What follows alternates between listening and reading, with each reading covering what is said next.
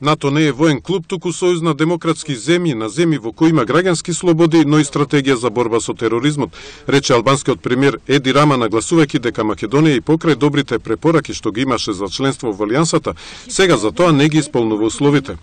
Без почитување на Охридскиот договор, Македонија не може да биде членка на НАТО.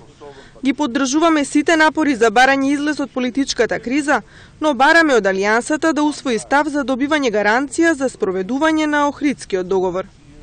За настаните во Куманово, Рама оцени дека е направен крајно неприфатлив обид на тероризмот да му се даде етничка димензија, со цел да се лекува, како што рече, политичката криза.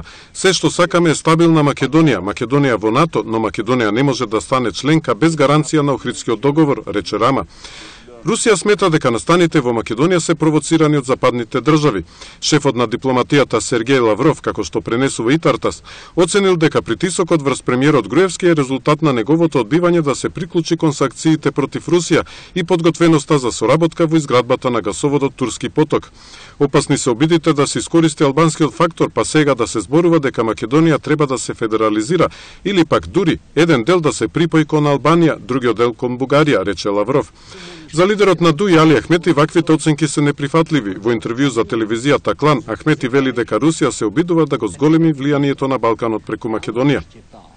Сергеј Лавров кажа дека евроатлантското проширување на Балканот представува провокација за Русија. Пред неколку дена тврдеше дека настаните во Македонија се провоцирани од НАТО, ЕУ и Вашингтон. Тоа енергично го отфрлам. Сите граѓани, македонци, албанци и другите, јасно порачуваат дека сакаат членство во НАТО. Ахмети притоа кажал дека нема потреба од ревизија на Охридскиот договор, но дека треба неговите одредби да бидат спроведени во дело.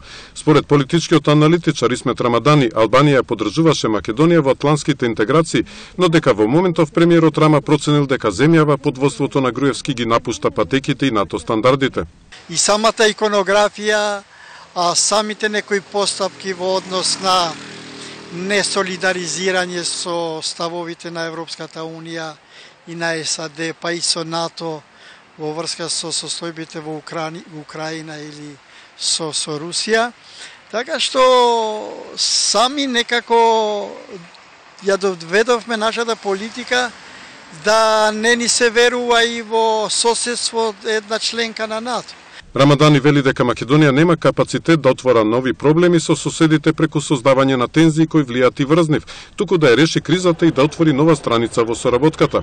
Според поранешниот министер Сулейман Рушити, во ставањето на вето за Македонија, премиерот Рама нема да помогне во решавањето на политичката криза, бидејќи Груевски земјата и така ја оддалечил од НАТО и од ЕУ. Поради тоа што мислам дека владата на Никола Груевски нема за цел интеграција во НАТО и во ЕУ. И тоа таква изјава исто како да го кажете на некој вегетаријанец дека нема да му давате месо. Мислам дека на друг начин треба да помогнат владите од и Косово и другите во регионот. Владите од Косово и од Албанија и од другите земји од регионот треба да помогнат онака како што тоа би го сториле еден кон друг соседите од Западна Европа. Вели Рушити нагласува дека проблемот е и во поддршката на некои партии на албанците на режимот на Груевски.